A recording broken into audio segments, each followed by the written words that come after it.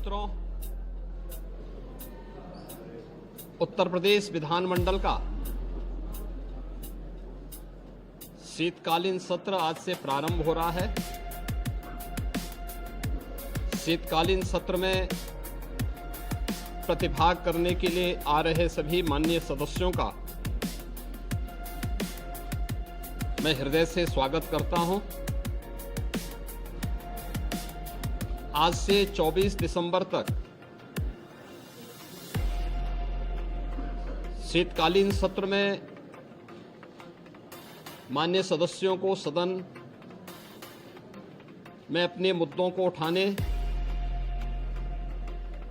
उत्तर प्रदेश की जनता के हित में और उत्तर प्रदेश के विकास से जुड़े हुए तमाम अन्य कार्यों को आगे बढ़ाने, विधायी कार्यों को आगे बढ़ाने और विभिन्न विभागों में जो नई मद हैं उनके लिए सप्लीमेंट्री डिमांड्स के लिए भी यह शीतकालीन सत्र अत्यंत महत्वपूर्ण होगा। इस अवसर पर राष्ट्रगीत वंदे मातरम के 150 वर्ष पूर्ण होने के उपलक्ष्य में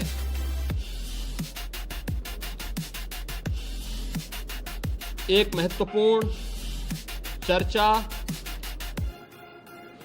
और वंदे मातरम गीत के रचयिता के प्रति कृतज्ञता ज्ञापित करने का भी एक अवसर उत्तर प्रदेश विधानमंडल के सामने होगा, क्योंकि उत्तर प्रदेश की स्थापना का दिवस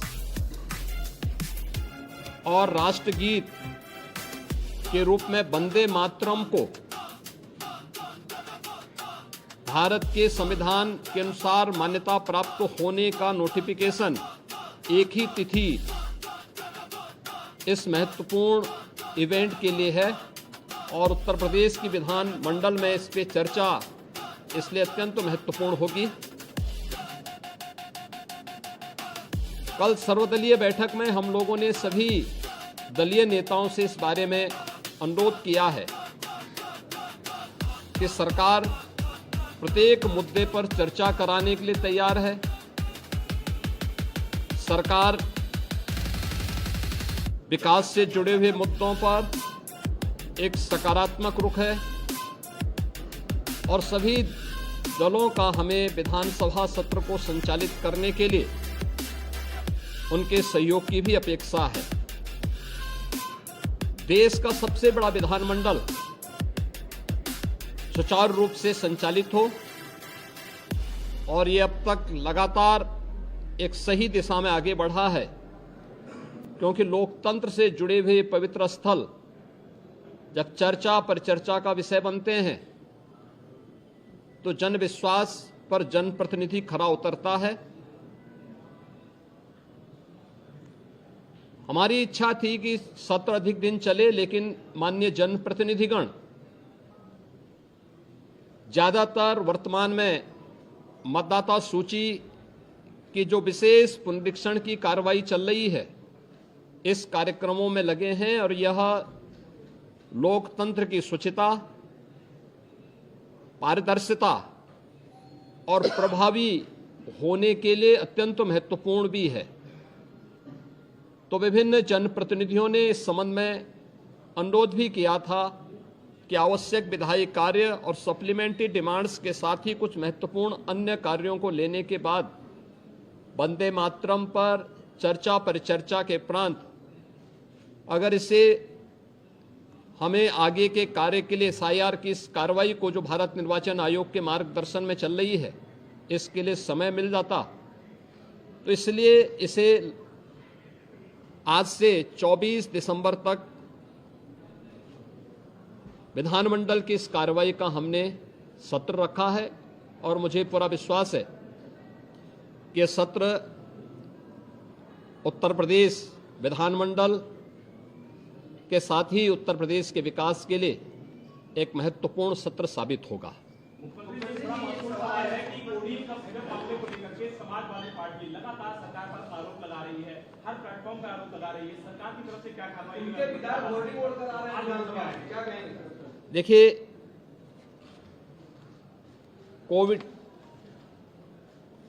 कोडीन फास्फेट यह एनडीपीएस के अंतर्गत आने वाला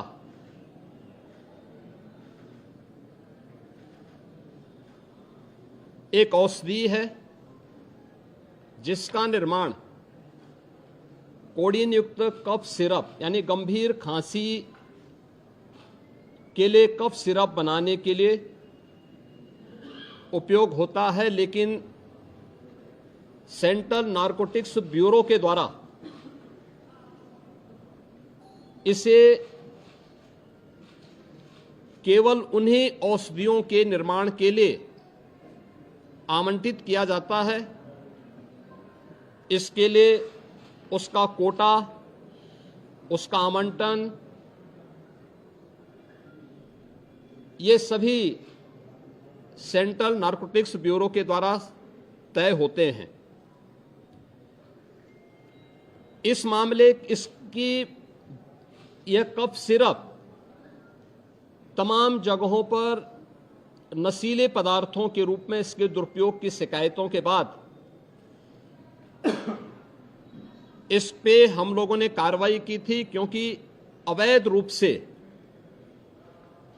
इसकी तस्करी की शिकायतें आई थीं और ये उत्तर प्रदेश पुलिस ने एनडीपीएस, जो उत्तर प्रदेश का एफएसडीए विभाग है, इसके नेतृत्व में हम लोगों ने उसको एनडीपीएस के दायरे में लिया, क्योंकि माननीय उच्चतम न्यायालय ने भी इसको इस रूप में माना है और इस पे कार्रवाई प्रारंभ की है। यह कार्रवाई उत्तर प्रदेश सरकार के द्वारा एफएसडीए, यूपी पुलिस और एसटीएफ इनके द्वारा प्रारंभ की गई है, जिसमें अब तक हम लोग काफी बड़े पैमाने पर इसके अवैध तस्करी के प्रकरण को पकड़े हैं और इसमें व्यापक गिरफ्तारियां भी हुई हैं। यह हर व्यक्ति जानता है कि हर माफिया के संबंध समाजवादी पार्टी से रहे हैं और मुझे लगता है आज विधानसभा में तो कार्रवाई संभवतः नहीं चलेगी, क्योंकि विधानसभा के हमारे एक सिटिंग माननीय सदस्य के आकस्मिक निधन के कारण वहां कॉन्डोलेंस होगा, लेकिन विधान परिषद में हमारे विधान परिषद के नेता सदन इस मुद्दे को वहां पर अगर उठेगा तो जरूर इस मुद्दे को वहां पे रखेंगे, अन्यथा हमारी ओर से कोई माननीय सदस्य बाहर भी अगर सदन में उठेगा ठीक है, बाहर उठेगा तो बाहर भी उसका जवाब देगा। लेकिन प्रारंभिक जांच में सामने आया है कि उससे जुड़े हुए जिन अभियुक्तों को एसटीएफ या यूपी पुलिस की कार्रवाई में पकड़ा गया है, उनके कुछ संबंध समाजवादी पार्टी से सामने आए हैं और समाजवादी पार्टी जो अपने कार्य के अनुरूप जिसका जो बदनाम हो चुकी है और पहले से कुख्यात है, इस पूरे मामले में भी उसकी संलिप्तता आएगी। चूंकि एसआईटी, एक राज्य स्तर की एसआईटी इस पूरे मामले की निगरानी कर रही है, जिसमें यूपी पुलिस, एफएसडीए, इनसे जुड़े हुए सभी अधिकारी मौजूद हैं। इनके अवैध रूप से तस्करी के साथ साथ इससे जुड़े हुए अन्य जो महत्वपूर्ण पहलू होंगे, किन किन लोगों के पास ये धन गया है, ये बातें भी सबके सामने आएंगी और इस बारे में पूरी रिपोर्ट आने के बाद ही इसके बारे में कुछ कहा जा सकता है। लेकिन ये जरूर मैं कह सकता हूं